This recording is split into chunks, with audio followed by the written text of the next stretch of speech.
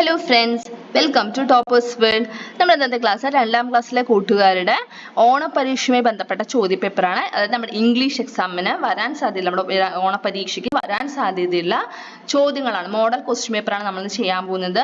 ഒരുപാട് വലിയൊരു ക്ലാസ് എന്നല്ല, കുഞ്ഞു ക്ലാസ്സാണ്. സ്കിപ്പ് ചെയ്യാതെ കാണുക. ക്ലാസ് മുഴുവനായി കണ്ടതിന് ശേഷം ക്ലാസ് ഇഷ്ടമാവുകയാണെങ്കിൽ തീർച്ചയായിട്ടും ഒന്ന് ലൈക്ക് ചെയ്തിട്ട് ഒന്ന് ഷെയർ ചെയ്ത് കൊടുക്കുക. നമ്മുടെ ചാനൽ ഇതുവരെയും സബ്സ്ക്രൈബ് ചെയ്യാത്ത ആൾക്കാർ അല്ലെങ്കിൽ ഒന്ന് സബ്സ്ക്രൈബ് ചെയ്യുക കേട്ടോ. അതുകൊണ്ട് നിങ്ങൾക്ക് ആവശ്യമുള്ള ഇമ്പോർട്ടൻ്റ് എല്ലാ ക്ലാസ്സും നമ്മുടെ ടോപ്പേഴ്സ് വേൾഡിൽ അവൈലബിൾ ആണ്. സോ ഒന്ന് സബ്സ്ക്രൈബ് ചെയ്ത് സപ്പോർട്ട് ചെയ്യുക. അപ്പോൾ നമുക്ക് ഇത് ചെയ്യാം. നമ്മുടെ ചോദ്യപേപ്പർ ഏതൊക്കെയാണെന്ന് ചെയ്ത് നോക്കിയാലോ. നമുക്ക് ഓപ്പൺ ചെയ്ത് നോക്കാം. നമ്മുടെ ഫസ്റ്റത്തെ പ്രവർത്തനം എന്താ? ആക്ടിവിറ്റി 1. ആക്ടിവിറ്റി 1 എന്താ? Listen and draw. അപ്പോൾ കൂട്ടുകാരെ, നമ്മൾ ഒന്നുകൂടെ നിങ്ങൾ ഓർമ്മപ്പെടുത്തുകയാണ്, നമ്മുടെ ചാനൽ ഒന്ന് സബ്സ്ക്രൈബ് ചെയ്യുക. അതേപോലെ തന്നെ നമ്മൾ ഈ മോഡൽ ക്വസ്റ്റ്യൻ പേപ്പേഴ്സിന്റെ ക്ലാസ്സിലെല്ലാം കാണുക കേട്ടോ. ഇവിടെ കാണുന്ന എല്ലാ ആക്ടിവിറ്റീസും നിങ്ങൾക്ക് ഗ്രേഡിന്റെ അവിടെ എ വരണ്ടേ, അല്ലെങ്കിൽ A+ അല്ലേ, A+ഓ A ഒക്കെ വരണ്ടേ. അപ്പൊ അതിന് തീർച്ചയായിട്ടും എല്ലാ ക്ലാസ്സുകളും സ്കിപ്പ് ചെയ്യാതെ കാണുക. ടെക്സ്റ്റ് ബുക്കിന്റെ ക്ലാസ്സും ആക്ടിവിറ്റി ബുക്കിന്റെ ക്ലാസ്സൊക്കെ ഇതുവരെയും കാണാത്ത കൂട്ടുകാരാണെങ്കിൽ ഒന്ന് കണ്ടിട്ട് പോവുക കേട്ടോ. നിങ്ങൾക്ക് ഒരുപാട് യൂസ് ആവും. അപ്പൊ ആക്ടിവിറ്റി 1 എന്താണ്? Listen and draw. ഇവിടെ ചിത്രം തന്നിട്ടുണ്ട്. ചിത്രം കംപ്ലീറ്റ് അല്ല. Listen to the teacher and complete the picture. അപ്പൊ ഇതുപോലെ ആക്ടിവിറ്റി എക്സാമിന് വരാം. ഒരു ചിത്രം തന്നിട്ട് ആ ചിത്രം എങ്ങനെ കംപ്ലീറ്റ് ചെയ്യണം, എങ്ങനെയാണ് ആ ചിത്രം പൂർത്തിയാക്കേണ്ടത് എന്നുള്ളത് ടീച്ചർ പറയുന്ന രീതിക്ക് കംപ്ലീറ്റ് ചെയ്യാൻ പറയും. അതാണ് ലിസൺ ടു ദ ടീച്ചർ എന്ന് പറയുന്നത്. നിങ്ങൾ ടീച്ചർ പറയുന്ന പോലെ, അതായത് എക്സാം സമയത്ത് ടീച്ചർ പറയുന്ന രീതിക്കായിരിക്കണം ആ ആക്ടിവിറ്റി ചെയ്യേണ്ടത്. അതാണ് activity 1, listen and draw. Teacher പറയുന്ന പോലെ ലിസൺ ചെയ്ത് ഡ്രോ ചെയ്യുക.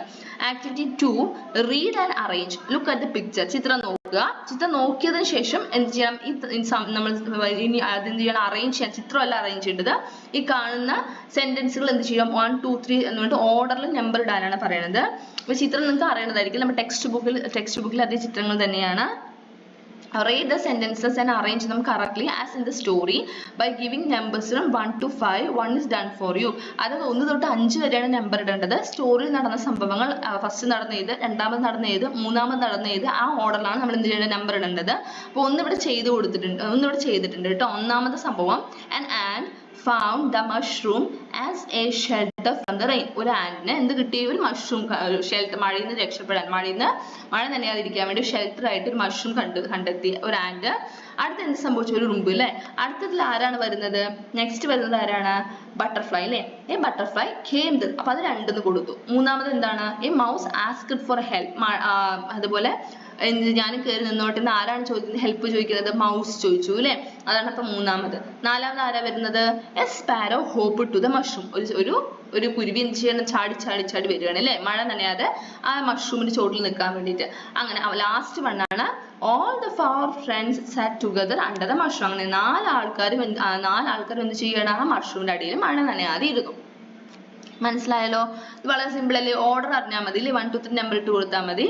അടുത്തത് ആക്ടിവിറ്റി 3, കോൺവെർസേഷൻ ആണ്. അപ്പൊ നമ്മൾ മലയാള എക്സാമിന്, നമ്മുടെ ഇന്റഗ്രേഷൻ എക്സാമിന് നമ്മൾ പറഞ്ഞ പോലെ സംഭാഷണം ഇമ്പോർട്ടൻ്റ് ആണ് പറഞ്ഞിരുന്നു അല്ലേ. അതേപോലെ തന്നെ ഇംഗ്ലീഷ് എക്സാമിന് ഇമ്പോർട്ടൻ്റ് ആയിട്ടുള്ള ഒരു ചോദ്യമാണ് കേട്ടോ കോൺവെർസേഷൻ. അതായത് സംഭാഷണം തന്നെ കോൺവെർസേഷൻ എഴുതാൻ പറയും, പൂർത്തിയാക്കാൻ പറയും. മുഴുവനായിട്ട് കോൺവെർസേഷൻ എഴുതാൻ പറയില്ല. വിട്ടുപോയ വരികൾ കംപ്ലീറ്റ് ചെയ്യാനായിട്ട് എക്സാമിന് പറയുക. So complete the conversation between the rabbit and the monkey. റാബിറ്റും മങ്കിയും തമ്മിലുള്ള കോൺവെർസേഷൻ ആണ് ഇവിടെ കംപ്ലീറ്റ് ചെയ്യേണ്ടത്. അപ്പൊ റാബിറ്റ് ആണ് തുടങ്ങുന്നത് അല്ലേ. റാബിറ്റ് എന്താ പറയുന്നത്?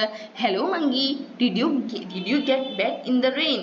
മങ്കിയോട് എന്ത് പറയണം? നീ മഴയത്ത് നനഞ്ഞോ എന്ന് ചോദിക്കുകയാണ്. മങ്കി എന്ത് പറഞ്ഞു? Yes, I'm fully wet. അതെ, ഞാൻ മുഴുവനായി നനഞ്ഞു. അപ്പൊ റാബിറ്റ് എന്താ പറയണത്? Look at me, I'm not wet. അപ്പൊ എന്താ റാബിറ്റ് പറയുന്നത്? നോക്ക്, എന്നെ നോക്ക്, ഞാൻ നനഞ്ഞിട്ടേ ഇല്ല. അപ്പൊ മങ്കി എന്ത് പറയാണ്? ഓ ബട്ട് ഹൗ, എങ്ങനെ ഇത്രയും നല്ല മഴ പെയ്യണില്ല, ഇത് ശക്തമായ മഴ പെയ്യുമ്പോൾ എങ്ങനെ നനയാതിരുന്നു എന്ന് മങ്കിക്ക് സംശയമായി. അപ്പൊ റാബിറ്റ് എന്ത് പറഞ്ഞു? I was sitting under a big mushroom. ഞാൻ വലിയൊരു മഷ്റൂമിന്റെ അടിയിലിരുന്നു എന്ന് റാബിറ്റ് പറയണം. അടുത്തത് 4ാമത്തെ ചോദ്യം, description. What are the changes that the elephant family made for A healthy life style. ഒരു ഹെൽത്തി ആയിട്ടുള്ള ഒരു ലൈഫ് സ്റ്റൈലിന് വേണ്ടിയിട്ട് എന്തൊക്കെ ചേഞ്ചസ് നമ്മുടെ ഇംഗ്ലീഷിൽ 2ാമത്തെ ചാപ്റ്റർ പഠിച്ച എല്ലാവർക്കും, ഈ നമ്മുടെ ചാപ്റ്റർ വായിച്ച, നമ്മുടെ ടെക്സ്റ്റ് ബുക്കിന്റെ ക്ലാസ് കണ്ട എല്ലാ കൂട്ടുകാർക്കും ഈ ചോദ്യത്തിന് ഉത്തരം തീർച്ചയായിട്ടും അറിയും. നമ്മുടെ എലിഫന്റ് ഫാമിലി ഹെൽത്തി ആയിട്ടൊരു ലൈഫ് സ്റ്റൈലിന് വേണ്ടി എന്തൊക്കെ മാറ്റങ്ങളാണ് വരുത്തിയത് എന്നാണ് ചോദ്യം കേട്ടോ. അപ്പൊ ഒന്നിവിടെ എഴുതിയിട്ടുണ്ട്, elephant family change their breakfast to coconut and sugar cane. അതായത് അവരുടെ ബ്രേക്ക്ഫാസ്റ്റ് എന്താക്കി മാറ്റി? കോക്കനട്ടും ഷുഗർ കെയിനും മാത്രമായിട്ട് ബ്രേക്ക്ഫാസ്റ്റ് കഴിക്കാൻ തുടങ്ങി. അടുത്ത് എന്ത് എഴുതാം? ചിത്രത്തിൽ കൊടുത്തിട്ടുണ്ട് കേട്ടോ.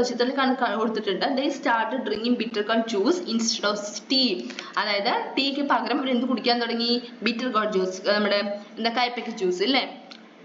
അടുത്തത് they started to doing regular exercise. Daily അവർ എന്ത് ചെയ്യാൻ തുടങ്ങി? എക്സസൈസ് സ്റ്റാർട്ട് ചെയ്തു.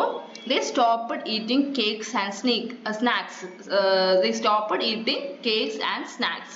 അതായത് സ്നാക്സും കേക്കൊക്കെ കഴിക്കുന്നത് അവർ നിർത്തിയില്ല, അതൊക്കെ സ്റ്റോപ്പ് ചെയ്തു. അവർ ഹെൽത്തി ആയിട്ടുള്ള ലൈഫ് സ്റ്റൈലിന് വേണ്ടിയിട്ട് അവർ ചെയ്ത മാറ്റങ്ങളാണ് ചോദിക്കുന്നത്. അടുത്തത് 5ാമത്തെ ചോദ്യം, add more lines. Add more lines ആണ്. അപ്പോൾ ഇവിടെ നമ്മൾ കേക്ക് കൊടുത്തിട്ടുണ്ട് അല്ലെ, കേക്കുമായി റിലേറ്റ് ചെയ്തുള്ള ഒരു ചെറിയൊരു ഫോമാണ്. ആദ്യത്തെ 4 പേര് ഇവിടെ കൊടുത്തിട്ടുണ്ട് കേട്ടോ. Here is A cake, look so colourful, flowers on it all, who wants the cake. അപ്പൊ ഇത് ഫസ്റ്റത്തെ വരി കേക്ക് കണ്ടോ, ഇത് റിലേറ്റ് ചെയ്തിട്ടുള്ള ലൈൻസ് ആണ് ഇവിടെ കൊടുത്തിരിക്കുന്നത്. ഹിയർ ഇസ് എ കേക്ക്, അപ്പൊ അത് തന്നെയാണ്. ഹിയർ ഇസ് എ കേക്കും ലുക്ക് സോ കളർഫുളും റിപ്പീറ്റ് എഴുതേണ്ടതാണ്. റിപ്പീറ്റ് എഴുതിയാൽ മതി. അടുത്ത വരിയാണ് നമുക്ക് ചേഞ്ച്. 3ാമത്തെ വരിയിൽ മാത്രമാണ് മാറ്റം വരുന്നത്. 3ാമത്തെ വരി എന്താ? Flowers on it all. ഈ ഫ്ലവേഴ്സ് ഓൺ ഇറ്റ് ഓൾ എന്നുള്ളത് മാത്രമാണ് ചേഞ്ച് ചെയ്യുന്നത്. അപ്പൊ 2ാമത്തെ വരി നോക്കൂ, കേക്കിന്റെ 2ാമത്തെ ലെയർ നോക്കൂ. ഇവിടെ എന്താ ഉള്ളത്? ഫ്ലവർ ആണോ? അല്ല, സ്റ്റാർ ആണ്. അപ്പൊ എന്ത് എഴുതണം? Stars on it all. അടുത്ത 4ാമത്തെ വരി സെയിം തന്നെയാണ്, ഹൂ വാണ്ട്സ് ദ കേക്ക്. അടുത്ത ഇതേപോലെ തന്നെ ആദ്യത്തെ 2 വരി എഴുതുക, here is A cake, look so colourful. അടുത്ത 3ാമത്തെ ലെയർ നോക്കൂ. 3ാമത്തെ ലെയറിൽ എന്താ ഉള്ളത്? അതെ, അല്ലെങ്കിൽ 3ാമത്തെ 4ാമത്തെ എഴുതാം. ഇത് നമുക്ക് 4 വരെ എഴുതിയാൽ മതി അല്ലേ. ഇവിടെ നമ്മൾ ഇവിടെ വേണമെങ്കിൽ സ്ട്രോബെറീസ് ഓൺ ഇറ്റ് ഓൾ എഴുതാം. നമ്മൾ മേലെ ചെറീസ് ആണ്, cherries on it all, who wants cake. അപ്പൊ ഇവിടെ ആകെ ഒരു വരി മാത്രം ചേഞ്ച് ചെയ്താൽ മതി. ബാക്കി എല്ലാം തന്നെ എല്ലാ വരും സെയിം തന്നെ, അതെടുത്ത് എഴുതിയാൽ മാത്രം മതി കേട്ടോ. ആഡ് മോർ ലൈൻസ് ഇംഗ്ലീഷ് എക്സാമിൽ വരാൻ സാധ്യതയില്ല. വളരെ വളരെ വളരെ ഇമ്പോർട്ടൻ്റ് ആയിട്ടുള്ള ചോദ്യമാണ് കോൺവെർസേഷൻ, ആഡ് മോർ ലൈൻസ് ഒക്കെ. 5 പ്രവർത്തനങ്ങളാണ് മോഡൽ ചോദ്യ പേപ്പറിൽ. അപ്പൊ ഈ ആഡ് മോർ ലൈൻസ് എല്ലാ കൂട്ടർക്കും മനസ്സിലായല്ലോ.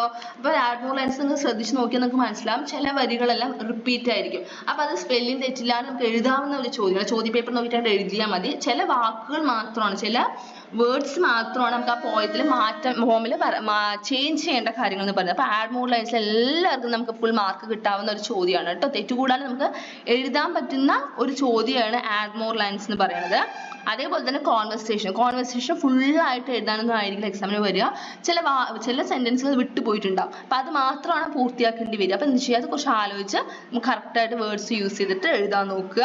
അപ്പൊ വളരെ ഇമ്പോർട്ടൻ്റ് ആയിട്ടുള്ള വളരെ ചെറിയൊരു ചോദ്യ പേപ്പർ, വളരെ ഇമ്പോർട്ടൻ്റ് ആയിട്ടുള്ള എക്സാമിന് വരാൻ സാധ്യതയുള്ള മോഡൽ ചോദ്യ പേപ്പറാണ് നമ്മളിപ്പോൾ കണ്ടത്.